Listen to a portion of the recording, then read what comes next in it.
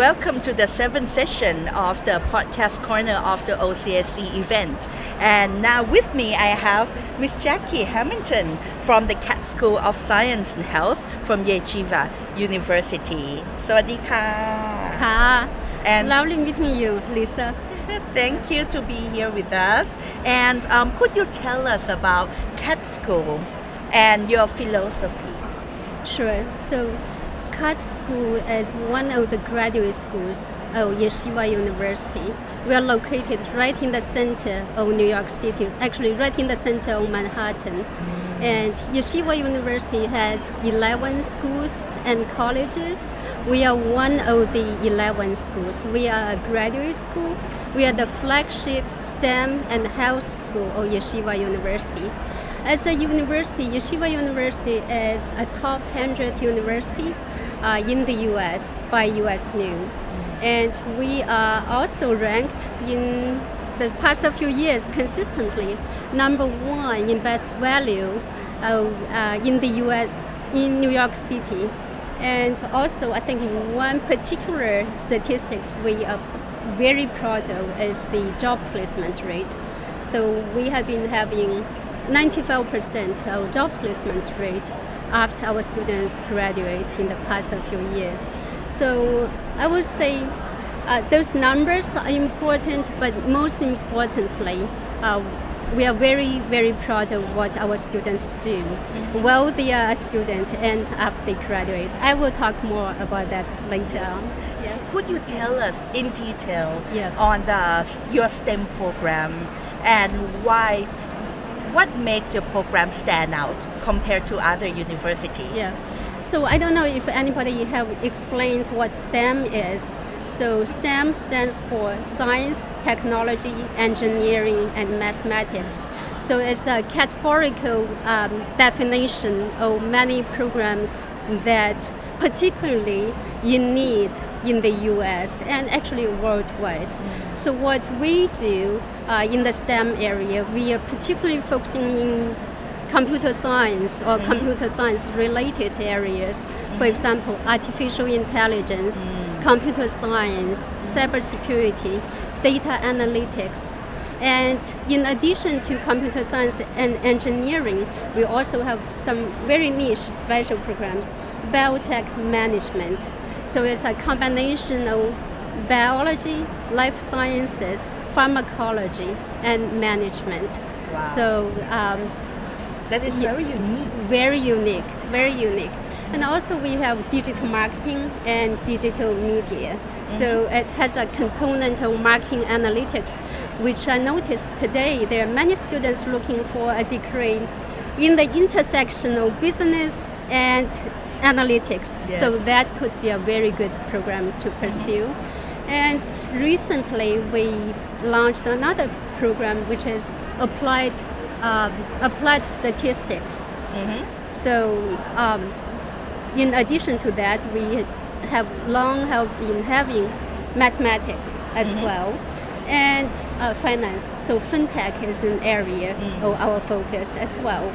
So being in New York City, I think not only in New York City, when these are the areas what we see as essential to the modern economy, the emerging industries. So you are laying foundation for the real global leaders in the Yes. future. Yes. And when you talked about all these programs, students get to work with real scientists or clinicians. Yes. Could you tell us more about the opportunities for Yes. them to learn with the real life experts? Yes. So the teaching and learning are all done what we call project-based teaching and learning. So when students get into a program, and from day one, they would have industry mentors or industry faculties. So they depends on their progression. So at some point, they will start a project which eventually evolve into what we call a capstone project. Basically, that's a big project, big research and development project they will do with industry and the supervision of the faculty. Sometimes it's published in the industry journals, sometimes they cannot publish it because they are working with industries. For example, within the area of computer science, artificial intelligence, data analytics, and mathematics, oftentimes students work with industries in health, let's say medical schools or research organizations. For example, the New York Renal Research Institute, what they do is they do research in the kidney disease area. So our students work with them, help them with their research. And also the biotech students work with a lot of pharmaceutical companies, big ones like Merck, smaller ones like startups across the globe, not only in New York City or New Jersey, this area, because that's where the headquarters of many big pharmacies. Exactly. Sometimes we work with small startups across the oceans, from the UK, from Europe. So they help them to develop, discover, let's say, a new medication, new treatment, or a new medical device, and they bring it to the marketplace. Sometimes it can be a very, very long process. And when one project is extremely, I think, touching when I think about it, our students in data analytics, they work with a faculty whose firm does research and development in Africa. So they use an IoT device, put it in the soil in a very hot part of Africa. And what the device does through cloud computing is to produce real-time weather forecast faster than like the weather forecasting from the TV. So with that data, with that information, the local farmers can plan their farming better, can have a better harvest. So through that technology, we are changing people's life.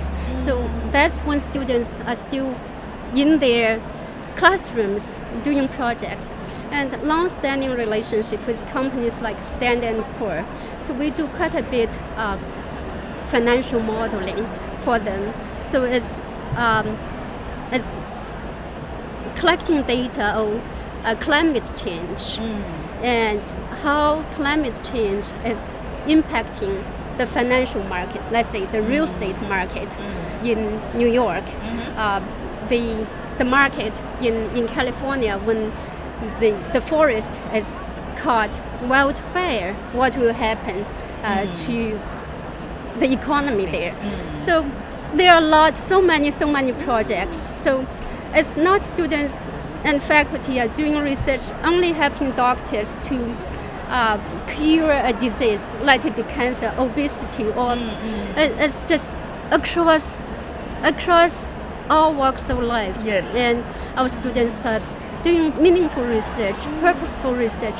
This is something that through doing, not only developing the technology skill, the hardcore tech skills, it's also shaping the philosophy and the value of our students. And you have a conversation with them, you know, they know what they are doing have such an impact on people's life already. I absolutely agree with you when you say that the Katz School is focusing on making the world better, and I can feel when you say meaningful, and I can feel that you are proud to see the achievement of the students, because it doesn't affect just the student themselves, but the whole community as well. So I'm sure there's a lot of success stories from the alumni. There are a lot. Yeah, sometimes, the faculty, they are very, very generous. So through this collaboration with students' supervision, and sometimes this got published, and our students would be the first author rather than the faculty. And students are so proud every time when they get the opportunity to talk about their projects. They give so much credit to their faculty as well. Yes. I feel that it's not just a school, but it's the real life learning already. It's a great community, and we share the same value, same purpose, and we care. We do care. I would love to hear more about how you encourage students to think like an entrepreneur or to think like a researcher. Well, I think one thing is we treat everybody as responsible, intelligent colleagues. They're not only students. We see them as future professionals and future colleagues. What they can do, not only when they graduate, what they can do now can impact people's life in such a great way. So that level of respect enables that very equal conversation. When students get the opportunity, they are so eager to make contribution. Wow. And by listening to you, I'm sure parents and students are very interested.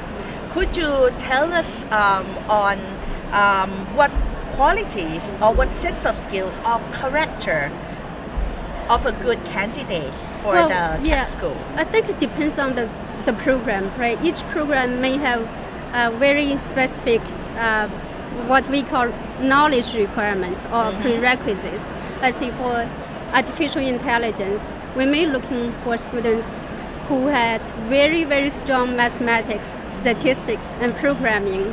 But that's just one example. I think most importantly, we are looking for students who have a purpose, knowing what they want to do, have a passion of the area they want to study, and see the value of the degree not only going to change their lives, the lives of the community, and sometimes their country where they are from. So that kind of passion and compassion is what we are looking for. That reflects in the statement of purpose very, very clearly. So we pay a lot of attention to that. And also, many students may be still in their second year, third year, or some are in the fourth year. So it's important to look at the school, the requirement that clearly listed on the website, so to plan for their master's study. Wow. And what are some of the job opportunities for the Thai students working, let's say, in New York? Well, I think not only for Thai students, right? For students from everywhere, right? New York City is the world leader of world economy, as the world financial center and world high-tech center and emerging leader of life sciences. So it has a population, the most diverse population, and I think there are over 200 different languages spoken there. So it's a very open-minded and diverse city, and absorb and promote intelligence and talents. So if a student is willing to put the hard work in, and there are always opportunities. Also what we do as a school, we have a career center to prepare students in a very systematic way for their career. Let's say whether it's polishing resume, preparing for an interview, and we do that. But most importantly, a lot of faculty, they are industry experts, they are leaders of the industry. So while they are in the classroom, they are bringing in the knowledge and projects they are doing in their company. They bring in alumni as well. So students are getting this real up-to-date skill sets and knowledge. And also New York City as a city, because it's such a concentration of big firms, big international firms. So there's so many events going on, from from industry-based events to culture events. So what we do as a supplementary to what services we provide is we compile a list of the events and we send that information to our students. So students can pick and choose. Let's say tonight there's something going on. This weekend there's something going on. I can choose to go or not to go. And what the function is, I dress up accordingly. So it's unbelievable how much organically developed relationship because of these meetup opportunities.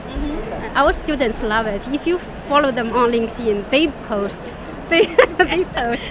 It's such a lovely community within the school itself, and with between the students and the lecturers, and between the school and the business and government sector. I can feel the warm and the meaningful education from you.